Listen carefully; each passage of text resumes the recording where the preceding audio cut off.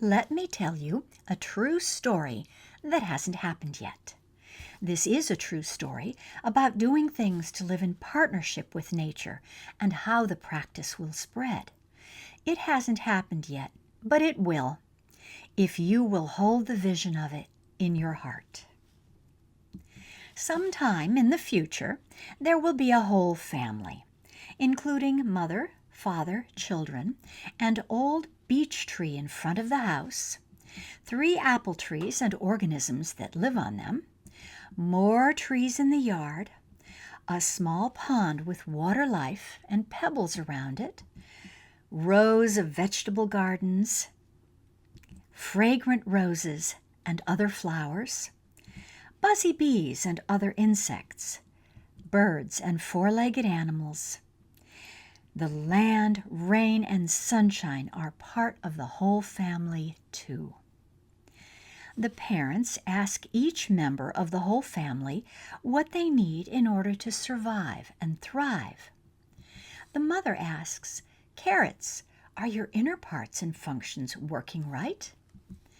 The father asks, "Trees, are your inner parts and functions working right?" If a plant or a tree is sick, the whole family is sick. The mother and father instruct the children to ask permission first and then to send healing energy and patterns through their bioenergy fields and consciousness to support any member who is sick. That way, the whole family regains health. One day, a new 4-legged creature comes onto the land. It eats all the beans in the vegetable garden. The children ask the creature what it needs in order to survive and thrive. It says, "I can only eat beans. I need water, safety, and respect in order to survive." The boy says, "We will plant more beans so you can live.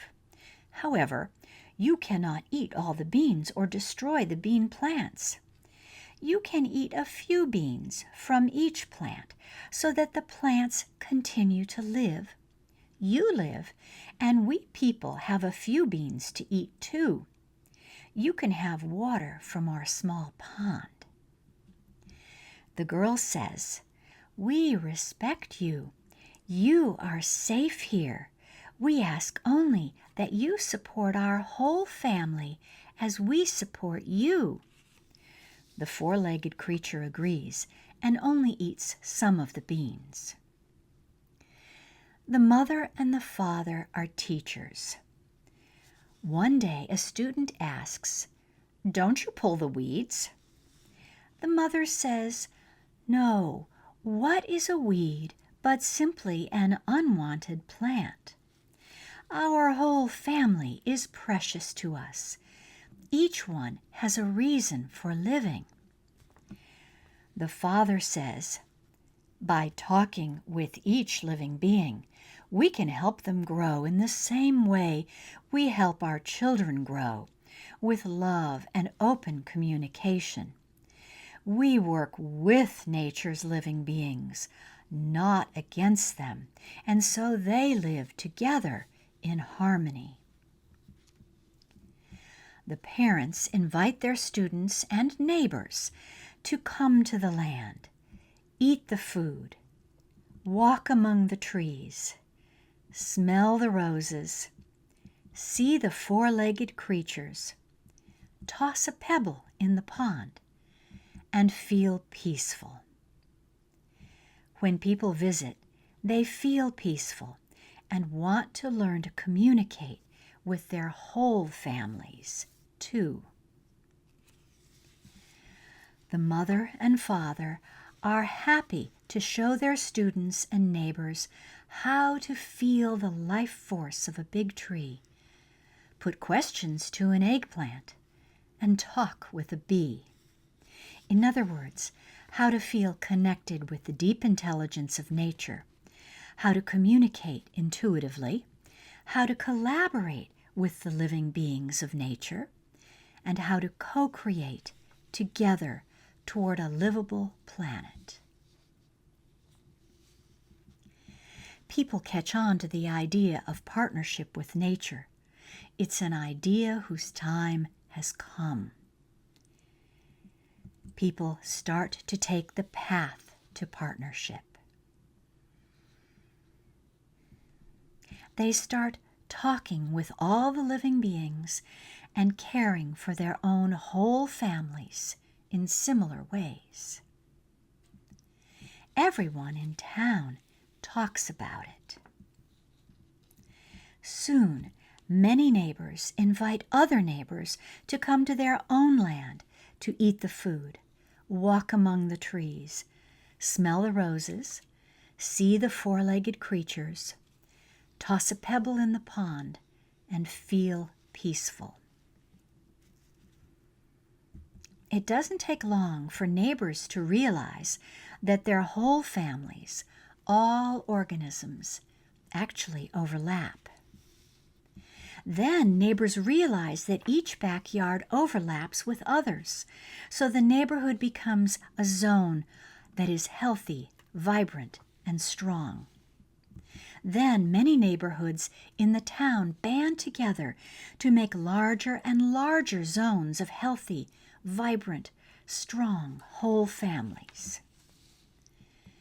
Companies and businesses in the town notice what's happening. They want to be part of the family too because it's good for business. Then scientists take readings and notice that the health of the trees, soil, and air is improving.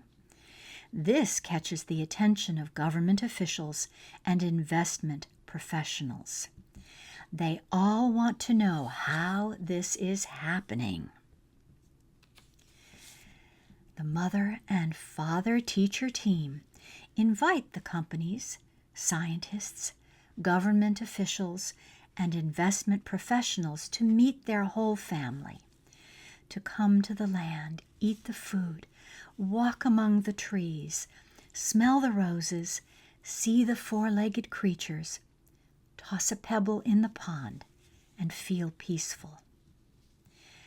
The scientists find that the peaceful land is cooler. They say, if lands and forests everywhere could be this peaceful, perhaps planetary cooling could begin. The government officials notice how the communities banded together. They say, if communities everywhere could share this way, there would be little crime. The investment professionals see that the land is more productive and the people are prosperous. They say, maybe this is a better way to produce wealth. Teachers at all levels want to learn how such a thing could happen so they could teach about it too. So the family invites them and you to find out how this could happen. They invite you to come to the land, eat the food, walk among the trees, see the four-legged creatures, smell the roses, toss a pebble in the pond, and feel peaceful.